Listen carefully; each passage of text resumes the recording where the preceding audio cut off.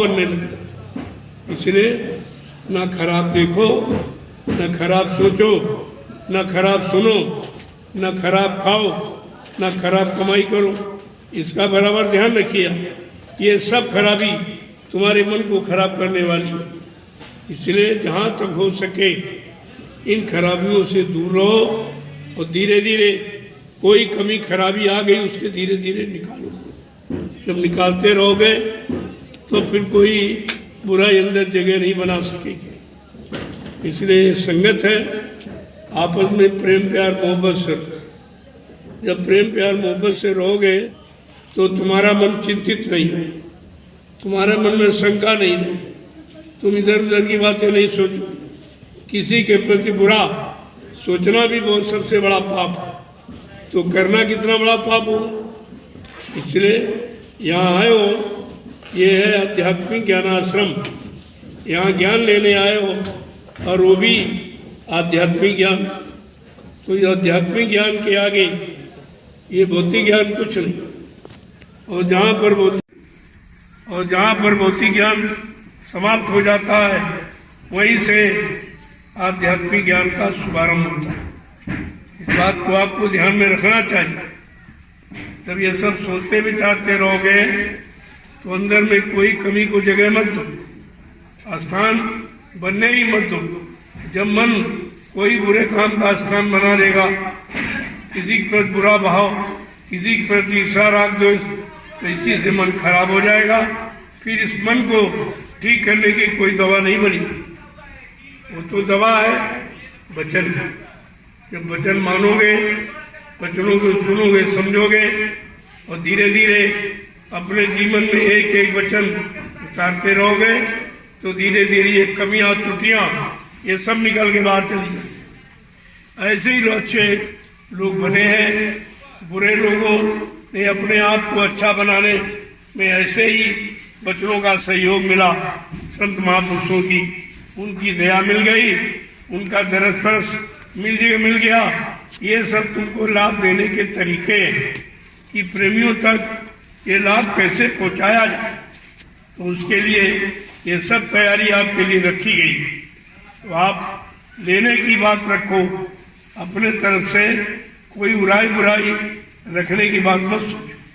जब बुराई रखोगे तो मन बुरा बन जाएगा, बुरा सोचने लगेगा, अच्छे काम में आपको चलने नहीं देगा और सारी चिंताओं का खजाना बन जाएगा। फिर आप निकल नहीं। ये चिंता ही तुम्हारे आध्यात्मिक ज्ञान के विनाश का कारण है। आध्यात्मिक ज्ञान क्यों नहीं अंदर आ रहा कि जहाँ पर चिंता और शंका और संदेह भूल भ्रम और एक दूसरे के प्रति गंदगी गंदे भाव विचारों को जब जगह दोगे तो निश्चित आध्यात्मिक वचनों को आप जगह नहीं दे पाओगे। क्योंकि दो न हो एक संग भुआलू और बिरथा फिरत बजावत गालू, दो काम एक साथ नहीं। अच्छाई बुराई एक साथ नहीं रह सकती, पाप और पुण्य एक साथ नहीं रह सकते, जो झूठ और सत्य एक साथ नहीं रह सकते। ऐसे ये तुम्हारा बुरा विचार और बुरा सोचना प्रेमियों के प्रति ये तुमको हमेशा गर्क नर्क की तरफ ले जाने वाला। इन चीजों से बचो, इन्हीं से बचना है कि किसी तरह मन खराब न हो, किसी प्रेमी के प्रति कोई भाव पैदा न हो। और मालिक से अर्ज प्रार्थना गुजारिश करो कि हमको बर्दाश्त क्षमता देंगे। अगर बर्दाश्त करना आप सीख जाओ तो फिर तुम्हारे सवाल कोई नहीं। इन पेड़ को देखते हो, सर्दी गर्मी बरसात ओला पाला तुषार आंधी तूफान, ये सब बर्दाश्त करता तब सबको फल देता। सबको फल, सबको लाभ और सबका कल्याण आप जब ही कर सकते हो जब आप सब कुछ बर्दाश्त करना सीख जाओ। इसीलिए ये संत मत के प्रेमियों के लिए है। काल मत के प्रेमी तो इसी में शराब हो रहे, वो अपने आप को नहीं संभाल पा रहे। लेकिन तुम संत मत के प्रेमी हो, संत मत के राही हो, तो तुमको ये सब समय की जानकारी अपने पास रखनी चाहिए। तो धीरे धीरे ये सब निकाल दो। जो तुमसे बैर करे उनसे तुम प्यार करो तो बैर भाव खत्म हो जाए।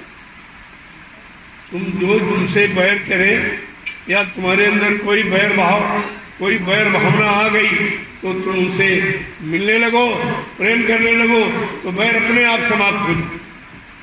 ये बैर और कोई निकाल नहीं सकता। अब जिसके कारण बैर भाव आया वो भाव समाप्त कर दो तो प्रेम भाव आ जाएगा, मिलने जुलने का भाव, एक दूसरे के सहयोग करने का भाव। तुम्हें सहयोगी बनना है, न कि विरोधी। विरोधी तो काल के जीवों में विरोध की भावना रहती। तुम जब दयाल के जीव हो तो तुमको काल का कोई भाव, कोई विचार अपने अंदर आने नहीं देना। यही तो आपको सुधारना, और सुधार क्या करना। जय गुरुदेव, जय गुरुदेव, जय गुरुदेव, जय गुरुदेव। जब होली का पावन पर्व मनाया जाता है तो आपसे कहा जा रहा है कि साल भर की बुराइयों की एक दूसरे से माफी मांगो। कोई गलती हो गई, कोई बुरा भाव अंदर आ गया, कोई शंका आ गई, यद्यप शंका झूठ होती है, नितांत झूठ, उसमें सत्य का तो लबालेश होता ही नहीं। जहाँ सत्य है वहाँ शंका नहीं होती। तो कोई आ गई है तो भूल चूक की माफी मांग लो, उसमें कोई तुम्हारा चला थोड़ी जाएगा, तुम छोटे थोड़ी जाओ। आप हमको देखो, मैं तो बराबर आप सबसे माफी मांगता रहता हूँ, आप सबको प्रणाम करता रहता हूँ, आपके दर्शन करता रहता हूँ, और मैं मंच से ही माफी मांगता कि कोई भूल चूक त्रुटि गलती कहने बोलने में हो गई हो तो आप सब लोग हमें छोटा समझकर हमेशा माफ करते रहें। जब मैं ये कहता हूँ तो आपको तो और नीचे नम्र होकर, विनम्र होकर ये अपने इस सुधार में लग जाना चाहिए। जब ये बाहर से सुधर जाओगे तो अंदर में वो चीज अपने आप बैठ जाए, क्योंकि अभी बुराइयों की जगह आपने दी।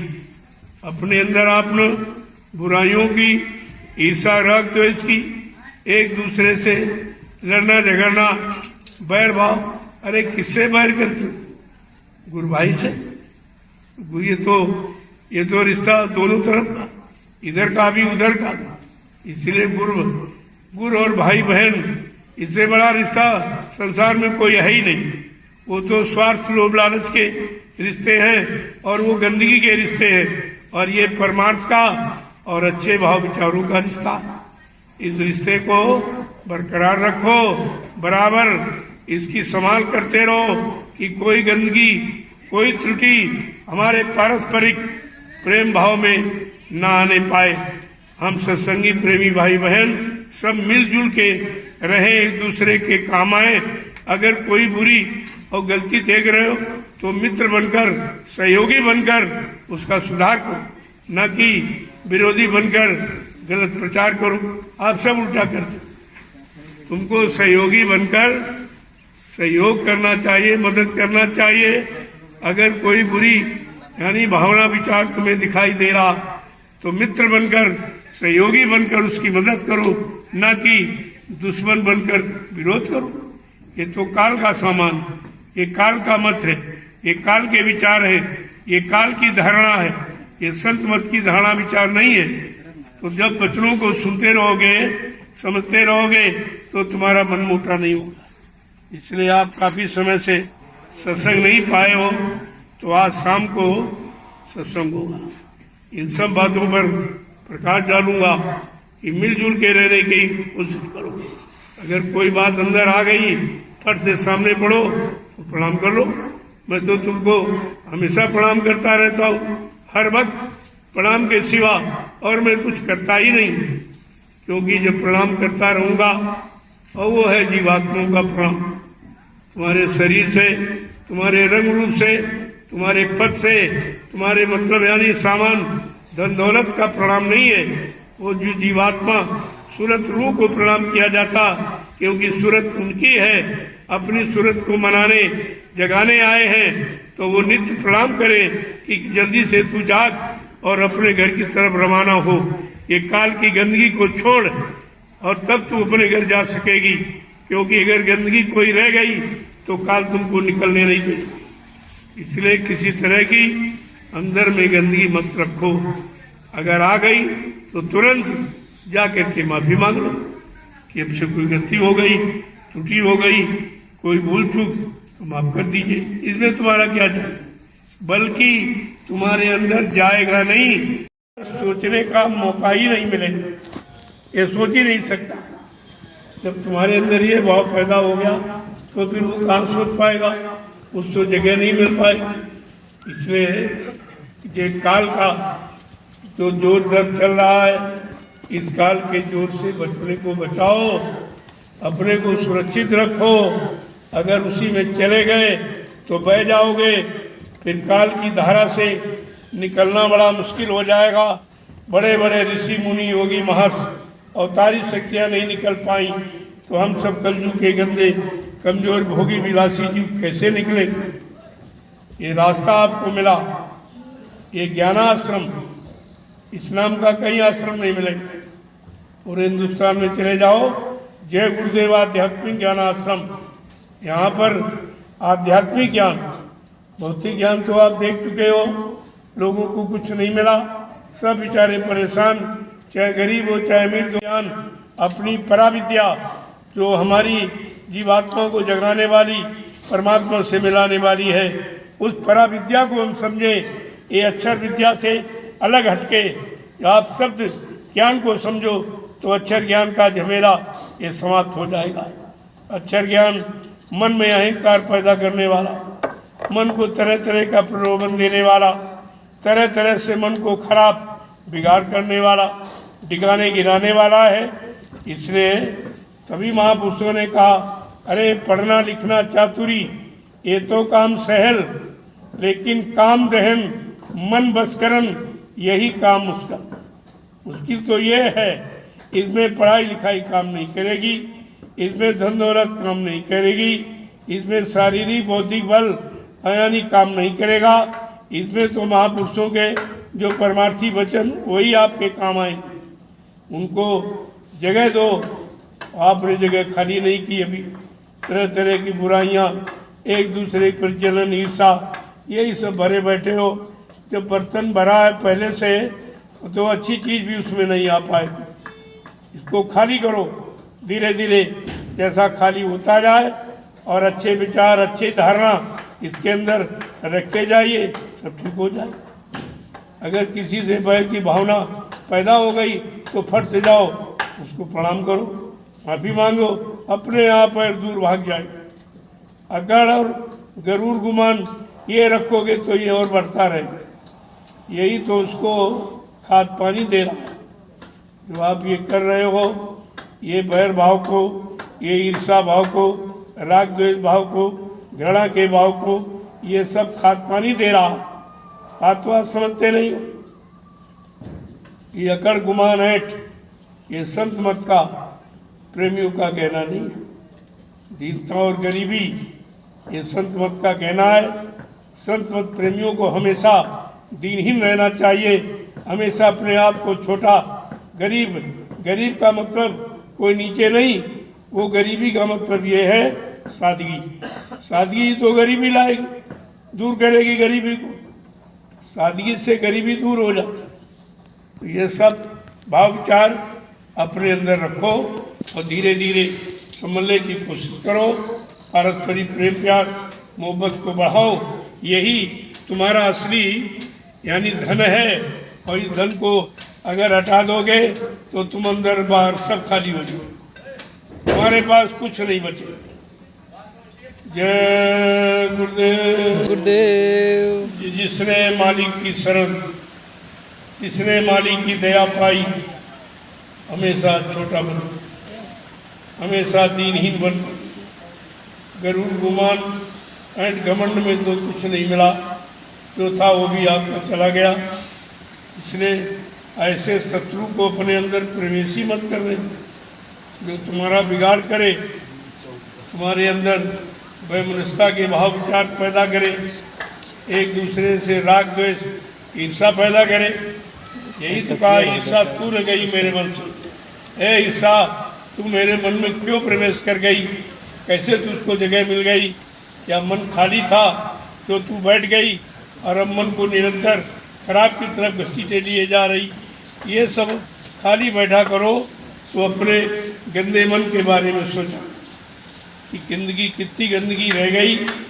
जब संगत में आए थे तब कितनी गंदगी थी, अब इतने सत्संग सुनकर कितनी गंदगी आपने निकाल दी है, कितनी अभी बाकी है, ये चिंतन किया करो। हमेशा परमार्थी भाव विचारों को जगह बनाने की चिंता करो। तुम इधर उधर झगड़े झंझट करते हो, बाद में उसी चिंता में डूब जाते हो। पहले खराब किया, अब तुम निरंतर खराब करते रहोगे। जब तक प्रेम भाव नहीं पैदा करोगे, आपस में मिलो जुलोगे नहीं, तब तक ये बैर नीति तुम्हारे अंदर से निकलने वाली नहीं। इसका निकलने का साधन यही कि जो न हमसे नफरत करे, हम उनसे मोहब्बत करें। ये तो वो नफरत करना वो खुद बंद कर देगा और तुम भी बंद कर दोगे, दोनों पाक साफ हो जाओ। ये तो दोनों को लाभ मिलने वाली का तरीका है ही। बीमारी के दो कारण, परिश्रम और मतलब यानी सच्चा ईमान। ये दो चीज़ें आ जाए तो समाज अपनी जगह खड़ा हो जाए। आज समाज में किसी चीज़ की कमी नहीं है, लेकिन कमी है तो सच्चाई, ईमानदारी और परिश्रम। सच्चाई, ईमानदारी और परिश्रम की कमी अगर ये आ जाए तो अभी देश खुशहाल हो जाए। देश को खुशहाल बनाने के लिए केवल परिश्रम और सच्चाई, ईमानदारी की जरूरत है। आप यहाँ भी आए हो, अगर संगत में अपना स्थान बनाना है तो सच्चाई, ईमानदारी आपका स्थान बना देगी। कोई माने ना माने, लेकिन सच्चाई, ईमानदारी को लोग तुरंत सीधा प्रणाम करने लगे। तुरंत सिर झुक जाएगा जहाँ सच्चाई और ईमानदारी। इसलिए आपको ये बनाया जा रहा कि सच्चे ईमानदार बन जाओ तो देश, समाज, परिवारों में खुशहाली अपने आप आ जाएगी। वो तुम करते नहीं हो। तुम कहते हो पैसे से खुशहाली आ जाएगी, जमीन से खुशहाली आ जाएगी, बाल बच्चों की खुशहाली, मकान दुकान बनाने में, नौकरी व्यापार करने में। ये तो सभी लोग कर रहे हैं, फिर दुखी क्यों? इस पर तो विचार अभी तक लोगों ने किया ही नहीं। आखिरकार दुख का कारण क्या? दुख का कारण है हमारी नैतिकता की कमी। हमने अपना नैतिक चारित्रिक स्तर को खराब किया। इसीलिए ये कहते नहीं कि जैसी नियत वैसी बरकत। ये बूढ़े बुजुर्गों ने जो बिना पढ़े लिखे एक थे, ये उनका सिद्धांत है कि जैसी नियत वैसी बरकत। अगर नियत आपकी पाक साफ पवित्र है, सबके प्रति अच्छे भाव, तो धीरे धीरे तुम्हारा विरोधी भी सहयोगी बन जाएगा। जब आप निरंतर अच्छे ही भाव विचार रखेंगे। आप हमको देखिए, लोगों ने कितनी निंदा आलोचना बुराई की इन 10 वर्षों में, लेकिन मैं बराबर उनको अच्छाई और सच्चाई का संदेश देता रहा। उनको परमार्थी सेवा प्रेमियों से करा के उनके सामने पेश करता रहा। तो धीरे धीरे धीरे अब सब बदल गए। अब सब के अंदर अपने आप स्थान बन गया है। तो मैं तो यही कहता हूँ कि तुम अपने अच्छे सच्चे काम में लगे रहो। दूसरे के बुराई और बुरे काम को देखकर तुम क्यों बुरे बनते हो? तो तुम भी बुरे हो जाए। अच्छे बनो, सच्चे बनो, ईमानदार बनो, चरित्रवान बनो। ये 4 चीज़ें आपके अंदर होनी चाहिए। चरित्र और ईमानदारी यही चली गई है। आज सारा देश, सारा मानव समाज, परिवार में रहने वाले लोग सब दुखी और परेशान हैं, केवल इसी के कारण। इसलिए सत्संगियों, तुम्हें आदर्श बनना है। संदेश सदगुरु का तुम्हें चरितार्थ करना है।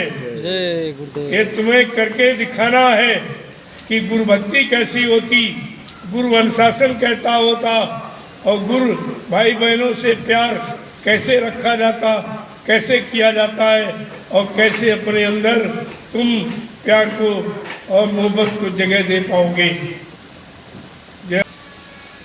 जिनको देखकर अंदर में प्रसन्नता हो, अंदर में उनके प्रति सेवा, दया, प्रेम भाव पैदा हो, तब तुम समझ लो कि तुम्हारा भाव सबके प्रति समान हो गया। अगर किसी को देख के नफरत हो रही है और मतलब यानी ईर्ष्या हो रही है, राग द्वेष घृणा, तो ये सब तुमको खराब करने वाली चीजें। इनको अपने अंदर जगह ही मत दो, इनको आने नहीं मत दो।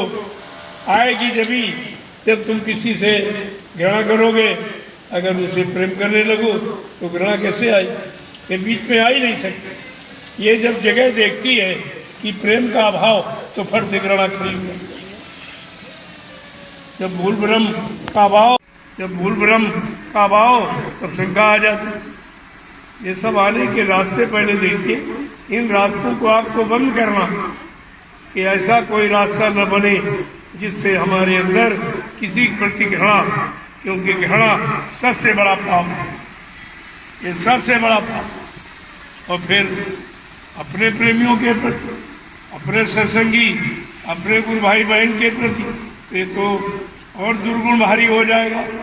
इससे आपको परमार्थी सेवा का लाभ तुम्हारा खत्म हो जाएगा। ऐसा कोई काम मत करो कि कमाई कम करते हो, खर्चा ज्यादा करो, तो निश्चित आप गरीब दुखी बने रहोगे।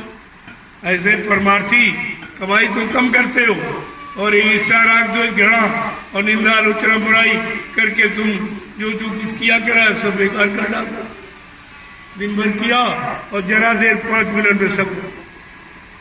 तो इसको समझो, चेतो जागो, होश में कि कलयुग क्योंकि जा रहा है वो जरूर तुमको खराब की तरफ ले जाएगा, खराबी की तरफ, दुर्गुण के तरफ, गंदी भावना, गंदे भाव विचार और घृणा और ईर्ष्या राग द्वेष की तरफ घसीट के ले जाएगा, ताकि ये जीव काल की गंदगी में बना रहे और हमारा देश सुचारू रूप से चलता है।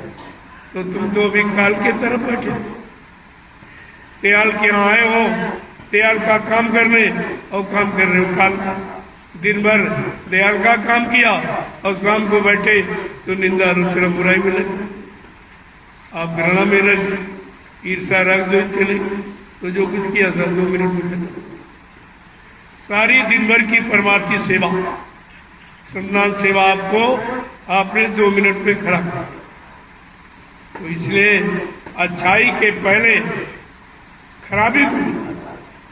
खराबी कैसे आती, उन भाव विचारों से अलग हो जाओ, उनको अपने मन में जगह ही मत दो। जब उनको जगह नहीं दोगे, सबसे प्रेम करोगे, तो ईर्ष्या राग द्वेष कहाँ बैठे, उसे जगह नहीं मिलेगी। और तुम नित्य प्रति उन्हीं को जगह देते रहते हो, इनसे लड़ाई उनसे झगड़ा। अरे परमार्थ में झगड़ा होता है कि परमार्थ में झगड़े समाप्त हो जाते हैं? सब उल्टा यहाँ करते हो, फिर कहते हो हमको दया नहीं मिली। दया तो हो रही, लेकिन दया का पात्र आपने नहीं बनाया। तो निर्मल मन जन सो मोहि पामे, दया किसको मिलेगी? जिसका मन निर्मल पाक साफ पवित्र। नहीं तुम दया से हमेशा खारिज ही। पहले बचनों को सुनो और फिर किससे बचो, किससे बचना है वो हमेशा ध्यान में रखो। जब बचने और बचाने की बात समझ में आ जाएगी तो आप सुरक्षित हो जाओगे, पाक साफ निर्मल पवित्र हो जाओगे। जब दोनों तरफ खुराक मिलेगी तब तुम्हारे अंदर ये गलत भाव विचार नहीं आएंगे। इसलिए हमको ये दोनों सुबह और शाम दोनों वक्त ये सत्संग की जानकारी देनी पड़ेगी। अगर आप निर्भर बने रहो तो तुम्हें क्यों मेहनत करने की जरूरत? तुम हमसे फालतू मेहनत कराते रहते, तुमने की वो तो निंदा करके खत्म कर, फिर हमको समझाने के लिए मेहनत करनी पड़ती। तो तुम अपने को भी परेशान और हमको भी परेशान करते हो। जब परेशान करोगे तो दया कैसे मिलेगी? किसी को परेशान करो तो क्या उससे दया मिल जाएगी? ये हमेशा सोचिए आप। और तुम्हारी परेशानी के कारण ये हमको सब करना पड़ा। अगर पाक साहब निर्मल मिले होते तो अब तक तुम्हारा काम शुरू हो गया होता। ये बाहर की सेवाओं में लगाकर तुमको पाक साहब निर्मल पवित्र करने की जरूरत नहीं पड़ती। ये सेवाएं इसीलिए रखी कि आप गंदगी से अलग नहीं हो पा रहे, अपने मन को गंदे भाव विचार ईर्षा राग द्वेष से अलग नहीं कर पा रहे हो, इसलिए हमको सेवाएं ये रखनी पड़ी। अगर पाक साहब निर्मल हो जाओ तो इन सेवाओं से मुक्त हो जाओ, आप सीधे भजन करने लगो। भजन पर यानी मतलब भजन की तरफ चल पड़ो और जीवात्मा सीधे जाकर अपने घर की तरफ चली जाए। लेकिन जब तक इधर नहीं होगा उधर कुछ नहीं, इधर साफ उधर साफ, कहते नहीं इधर सफा उधर सफा, तो मालिक क्यों खफा, क्यों न तुम इधर साफ होते हो न उधर, न तन से न मन से न इंद्रियों से न वचन वाणी से न देखने सुनने तरह कितनी गंदगी लादे बैठे हो और कितनी गंदगी रोज लाद रहे हो। तो गंदगी लादते रहोगे तो वो कूड़ा घर होगा, कूड़ा घर में कभी अच्छाई नहीं निकलती, कूड़ा तो कूड़ा ही, तुम इसको कूड़ा घर बना रखे, बात आप समझते नहीं।